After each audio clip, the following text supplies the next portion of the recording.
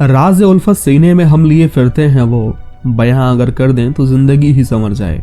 कुछ ऐसी ही होने वाली है आज की ये कहानी की शुरुआत में हम जे को देखते हैं, जो शहर के बहुत बड़े रईसजादे का बेटा है, लेकिन वो अपने डैड के टुकड़ों पर पलना नहीं चाहता और इंडिपेंडेंट होना चाहता है। बस इसी ख्याल से वो अपने डैड का घर ही छोड़ देता है। तमाम ऐशो आराम की जिंदगी को वो यूं लात मार देता है मानो उसे अब इन सब की जरूरत ही ना हो। लेकिन होता इसका उल्टा है। घर छोड़कर नवाब साहब हॉर्स रेसिंग की लत में फंस जाते हैं और कई $1000 के कर्ज तले दब जाते हैं। और इनका मिजाज भी कम रंगीला नहीं था। बिस्तर पर लड़कियां ऐसे बदलती हैं मानो कपड़े। अब लिया है उधार तो चुकाना तो पड़ेगा ना, और बाप से पैसे मांगना इन्हें गवारा नहीं है। इसलिए बेचारा खुददार बनकर एक मेंटल हॉस्पिटल में सफाई का काम करने लगता है। तभी एक दिन शराब की तलब ऐसी उठती है कि बिना पैसों के ही बार में पहुंच जाता है और जाम पर जाम चढ़ाने लगता है। तभी वो लोग वहां आ धमकते हैं जिनसे जय ने उधार लिया था, और वो अपने $40,000 की मांग करते हैं। लेकिन कंगाली में 40,000 तो क्या, उसके पास $40 भी नहीं थे, और वो उसे अपने बाउंसर से अच्छी खासी कुटाई करवा देते हैं और उसे धमकाते हुए कहते हैं कि हम तुम्हें सिर्फ 10 दिन की मोहलत देते हैं बरखुरदार, अगर इन दिनों में हमारे पैसे नहीं लौटाए तो तुम्हें अपनी जान से ही हाथ धोना पड़ेगा।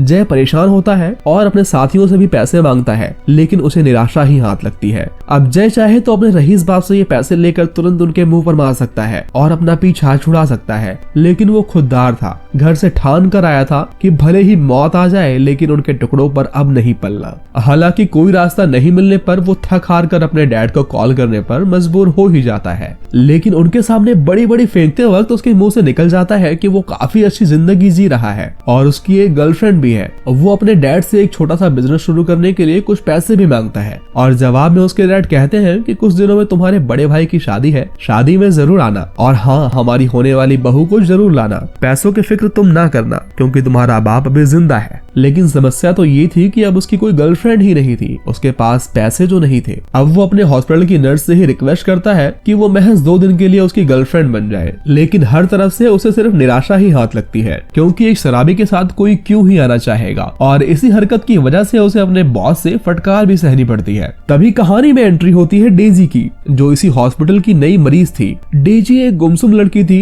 जो अपनी माँ के गुजरने के बाद किसी से बात नहीं करती थी, और बचपन से ही वो अकेली रही थी। बाहरी दुनिया की उसे जरा भी खबर नहीं थी। डॉक्टर को लगता है कि उसकी दिमागी हालत ठीक नहीं है, इसलिए वो उसे एडमिट कर लेते हैं। यहाँ जय परेशान आत्मा की तरह भटक रहा होता है। तभी उसे लड़की के चीखने की आवाज आती है, और ये आवाज किसी और की नहीं, डेजी की थी। जय देखता है कि एक पेशेंट डॉक्टर बनने की एक्टिंग कर रहा है और वो डेजी को एक इंजेक्शन देने वाला है। तभी जय आकर उसे बचाता है और डेजी को समझाते हुए कहता है कि यहाँ सब पागल हैं, तुम अपना ख्याल रखना। यह कहकर जैसे ही वो हॉस्पिटल से निकलता है, डेजी उसके पीछे पीछे चल देती है। अब जय की नजर उस पर पड़ती है तो वो उसे समझाता है, अरे तुम वापस जाओ वरना मेरी जॉब चली जाएगी। लेकिन डेजी को कुछ भी समझ नहीं आता और वो वहीं खड़ी रहती है। और ये देखकर जय के शातिर दिमाग में एक आइडिया आता है कि क्यों ना मैं इसे ही अपनी गर्लफ्रेंड बनाकर डैड के पास ले जाऊं। और नादान डेजी आसानी से उसकी बातों में आ जाती है और उसके साथ निकल पड़ती है। पूरे रास्ते जय उसे पट्टी पढ़ाते हुए जाता है कि मेरे परिवार वाले तुमसे कोई भी सवाल करें तो उनका जवाब मत देना, बाकी सब मैं खुद संभाल लूंगा, बस तुम ये बच्चों वाली हरकत मत करना, बस 2 दिन की बात है। लाख समझाने के बाद भी डेजी तो डेजी है। फ्लाइट में जाते ही वो अपने कांड शुरू कर देती है। पूरे प्लेन में वो यहाँ से वहाँ घूमती है, कभी लाइट टर्न ऑफ करती है, कभी लाइट ऑन करती है, और बिना परमिशन के बिजनेस क्लास तक पहुँच जाती है। किसी तरह इस आफत को लेकर जय सही सलामत अपने घर पहुँच जाता है। वहाँ जय की माँ को डेजी बहुत पसंद आती है और वो कहती है, मेरे बेटे ने जीवन में एक ही काम अच्छा किया है, चांसी बहू जो पसंद की है। जय की मुलाकात अपने डैड से होती है, जहाँ वो उसकी टांग खींचते हुए कहते हैं, और बताओ छोटे उस्ताद कैसी कट रही है जिंदगी। और वो एक बार फिर से झूठ पे झूठ बोलने लगता है। तभी उसके डैड उसे अपनी नई कार्स का कलेक्शन दिखाते हैं। डिनर के वक्त डेजी को देखकर जय का मुंह खुला का खुला रह जाता है। वो बहुत सुंदर लग रही थी। इसके बाद डिनर टेबल पर जे डैड से पैसों की बात करता है। उसके डैड कहते हैं, बरखुरदार शादी में आए हो, जरा सब्र करो। लेकिन डेजी के कहने पर उसके डैड मान जाते हैं और कहते हैं, कल शादी है, आज एंजॉय करो और जितने पैसे तुम्हें चाहिए परसों मिल जाएंगे। और डिनर के बाद डेजी और जय बातें करते हैं और उनके बीच की दूरियां कुछ कम होने लगती हैं। अगली सुबह होते ही डेजी फिर से कार्ड करना शुरू कर देती है। जय की मॉम उसे दिखाती है कि देखो बहू हमारे वॉशरूम की सफाई कर रही है। जय के रोकने पर डेजी कहती है कि मेरी मॉम कहती थी कि अगर मैं ये सब करूंगी तो सब खुश होंगे। ये कहकर वो इमोशनल हो जाती है और अगले ही दिन जे के भाई की शादी होनी थी। डेजी के पास कुछ खास पहनने को नहीं था, इसलिए जे की मॉम उसे अच्छे से तैयार करती है और उस ड्रेस में डेजी को देखकर जे हैरान हो जाता है क्योंकि वो बहुत खूबसूरत लग रही थी। पार्टी में जे की पुरानी एक्सेस भी आती है जो डेजी को सलाह देती है कि वो एक प्ले बॉय है, उसे दूर रहने में ही तुम्हारी भलाई है। यहाँ पार्टी में जे उसे डांस सिखाता है और दोनों बेहतरीन डांस करते हैं। डेजी को पहली बार ऐसा एहसास हुआ था, कुछ हटके, जो उसने पहले कभी फील नहीं किया था। तभी जे की माँ उसे कुछ काम से बुला लेती है और जब डेजी अकेली होती है तो जे के डैड उसके साथ डांस करने लगते हैं और इसी बहाने वो जे के कामकाज के बारे में पूछते हैं। लेकिन डेजी को जे की बात याद थी कि किसी भी बात का जवाब नहीं देना है, लेकिन उनके बहुत से सवाल सुनकर वो घबरा जाती है और उसे सांस लेने में भी प्रॉब्लम होने लगती है। वो नीचे बैठ जाती है और ये देखकर सभी घबरा जाते हैं। जय ये सब देखकर बहुत गुस्सा हो जाता है और अपने डैड पर ही बरस पड़ता है और गुस्से में वो उन्हें अपना असली हाल बता देता है। ये सुनकर उसके डैड भी बहुत गुस्सा हो जाते हैं कि उनका बेटा एक मामूली सी हॉस्पिटल में सफाई का काम करता है। वो जैसे कहते हैं कि तू बहुत बड़ा धोखेबाज है और सड़क से उठाकर किसी भी लड़की को इस घर की बहू बनाकर लाया है। डेजी को ये सुनकर बहुत बुरा लगता है और वो जे की माँ का दिया हुआ नेकलेस उतार देती है और जोर से चीख उठती है। इसके बाद जे उसे वहाँ से लेकर निकल जाता है और जे अपने डैड के कार कलेक्शन से एक कारवन को लेकर निकल पड़ता है। ये बहुत ही लग्जरी कारवन होती है जिसमें बैठकर डेजी बेहद खुश होती है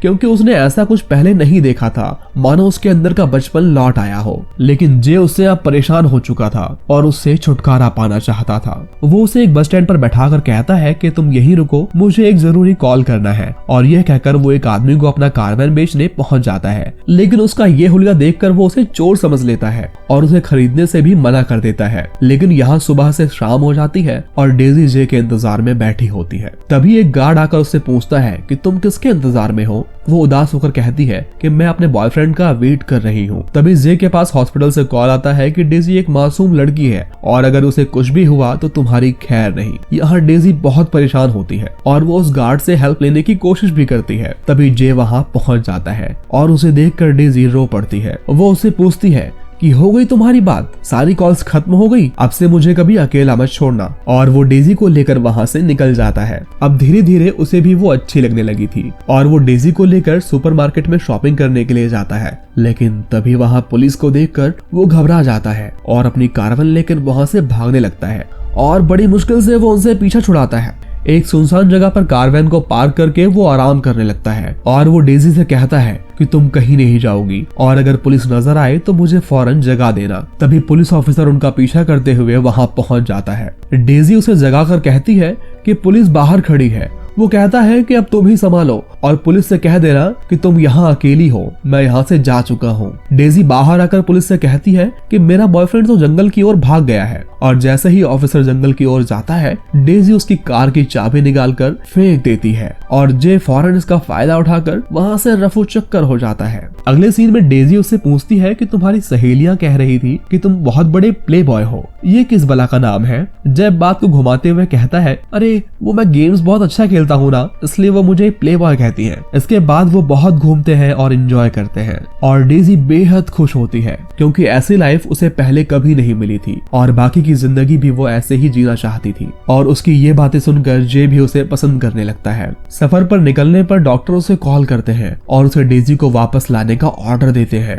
जे उनसे वादा करता है कि बहुत जल्द वो हॉस्पिटल पहुंच जाएगा और डेजी को वापस लौटा देगा, लेकिन उसकी ये बातें डेजी सुन लेती है और वो दोबारा कैद वाली जिंदगी में नहीं जाना चाहती थी। इसलिए वो अकेले ही कारवैन को स्टार्ट करके वहां से भागने की कोशिश करती है, लेकिन उसे ड्राइव करना आता नहीं था, इसलिए वो एक कंटेनर को ही उड़ा देती है। जे उसे वहां से निकालता है तब डेजी रोते हुए कहती है कि तुम मुझे फिर से वही छोड़ने वाले हो। वो उसे शांत करने के लिए एक रेस्टोरेंट लेकर जाता है। वहां वो डेजी के पास्ट के बारे में पूछता है। डेजी उसे बताती है कि उसकी मॉम को दिमागी बीमारी थी, वो बहुत ही अजीब बिहेव करती थी और बचपन से ही उनके पास जाने से मैं डरती थी। एक दिन वो ऐसे ही चीख रही थी, लेकिन डर कर मैं उनके पास नहीं गई। सुबह पता चला कि वो अब इस दुनिया में ही नहीं रही। ये सब सुनकर जे कहता है कि डेजी तुम्हें कोई बीमारी नहीं है, तुम बिल्कुल ठीक हो, क्योंकि तुम बचपन से घर पर ही रही हो, इसलिए तुम्हें बाहरी दुनिया की खबर नहीं है। डेजी कहती है कि अगर ऐसा है तो तुम मुझे हॉस्पिटल क्यों ले जा रहे हो। जे कहता है कि मैंने अपना इरादा बदल दिया है और तुम्हें खुद से अलग नहीं होने दूंगा। और इस तरह से वो डेजी से अपनी मोहब्बत का इजहार करता है और वो डेजी को किस करता है। डेजी के दिल की धड़कन बढ़ने लगती है, लेकिन तभी वहाँ पुलिस आ जाती है और वो जे को अरेस्ट कर लेती है। प्यार में खोया जे भागने की कोशिश तक नहीं करता और वो दोनों एक दूसरे को बस देखते रहते हैं। इसके बाद पुलिस डेजी को हॉस्पिटल छोड़ देती है। यहाँ जे की माँ उसके डैड को उनकी जवानी के दिनों की याद दिलाती है कि तुम भी बहुत शैतान थे और कई बार तुम्हारे डैड ने तुम्हें जेल से छुड़ाया है। ये सुनकर एक बाप का प्यार जाग उठता है और वो उसे जेल से छुड़ाने वहाँ पहुँच जाते हैं। लेकिन वहाँ से लौटकर जब वो अपने घर आता है तो जिन लोगों से उसने उधार लिया था उन्होंने उसके घर का हुलिया ही बिगाड़ दिया था और पूरा सामान यहाँ वहाँ बिखरा हुआ था। जे वहाँ से भागने की कोशिश करता है और वो लोग उसका पीछा करते हैं। वो किसी तरह बचकर हॉस्पिटल तक आता है, लेकिन डॉक्टर उसे मिलने नहीं देते। डेजी के बिना उसे अपना जीवन खत्म नजर आ रहा था और वो मरने के लिए ट्रैक पर लेट जाता है। दरअसल उसका प्लान कुछ और था। ऐसा करके वो हॉस्पिटल जाना चाहता था। यहाँ डेजी भी कुछ खाने पीने को तैयार नहीं थी। वो चिल्ला चिल्ला कर कहती है, मैं पागल नहीं हूँ, मुझे जे से मिलना है। इसके बाद जे को हॉस्पिटल लाया जाता है। वो डॉक्टर से कहता है कि आप इस तरह उसे कैद नहीं कर सकते क्योंकि वो पागल नहीं है। ये बीमारी तो उसकी मॉम को थी। डॉक्टर इस बात की जांच करता है और जे की बात बिल्कुल सही थी। फिर भी वो कहता है कि मुझे कुछ टेस्ट करने होंगे, उसके बाद तुम डेजी को ले जा सकते हो। अगले सीन में डॉक्टर डेजी से सवाल करते हैं कि क्या तुम्हें जे से प्यार है। वो हाँ कहती है। ये सुनकर वो कहते हैं कि तुमने बाहरी दुनिया नहीं देखी है तो तुम्हें कैसे पता कि तुम्हें प्यार हुआ है। इस पर डेजी कहती है कि क्या आपने कभी किसी से किया है प्यार। डॉक्टर कहते हैं, हाँ मेरी वाइफ थी, मैं उससे प्यार करता था, लेकिन कुछ सालों बाद हमारी नहीं बनी और तलाक हो गया। कुछ देर चुप रहकर डेजी कहती है कि आप अब भी उनसे बेइंतहा मोहब्बत करते हैं। आपकी आंखों में उनके लिए प्यार नजर आता है, क्योंकि जब प्यार होता है तो हमें उसके सिवा कुछ और नजर नहीं आता। ये सुनकर डॉक्टर इम्प्रेस हो जाता है और मान लेते हैं कि डेजी एक समझदार लड़की है। जब दोनों को डिस्चार्ज करने की बारी आती है तब जे को अपने डैड की तरफ से एक चेक मिलता है जिससे वो अपनी गलतियां सुधार कर एक नई शुरुआत कर सकता था। साथ ही उसे एक लेटर भी मिलता है जिसमें उसके डैड उसे घर वापस बुलाते हैं। इसके बाद जे बेहद खुश होकर डेजी से मिलने आता है। वो दोनों एक दूसरे को प्यार भरी नजरों से देखते हैं, किस करते हैं। उनके बीच की सभी दूरियां खत्म हो गई थी और फाइनली वो एक हो चुके थे। और इसी के साथ ये कहानी यहीं खत्म हो जाती है। आज की इस वीडियो में इतना ही। जल्द मिलते हैं एक नई वीडियो में एक नई कहानी के साथ।